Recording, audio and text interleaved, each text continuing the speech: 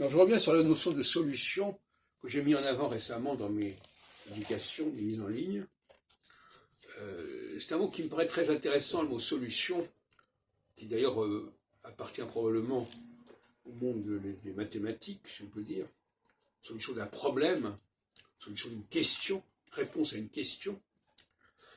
Alors aujourd'hui, par exemple, l'autre jour, j'entendais parler de la solution à 2 États pour la Palestine, qui était dire la solution qui a été trouvée déjà en 1947 lors de la partition.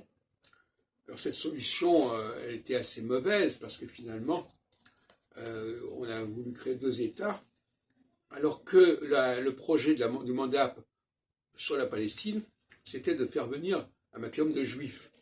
Or, en 1947, beaucoup de juifs n'étaient pas encore venus. D'ailleurs, beaucoup étaient d'ailleurs exterminés, entre parenthèses.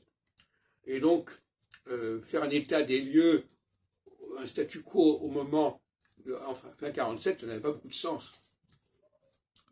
D'autant plus que, paradoxalement, les Philistins, qui auraient dû normalement, les Palestiniens, qui auraient dû être du côté du littoral, se retrouvaient à l'intérieur des terres, et les lieux emblématiques pour les Juifs, qui se trouvaient à l'intérieur des terres, comme Jéricho, comme Hébron, comme Jérusalem, eh bien les Juifs, à l'époque, étaient plutôt sur le littoral, à Tel Aviv notamment, à Haïfa, parce que tout simplement, les Juifs arrivaient par bateau et que c'était là qu'ils s'installaient.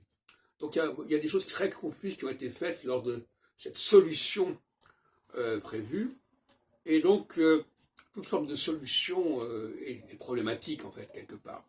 Parfois, comme on dit, la solution peut devenir le problème.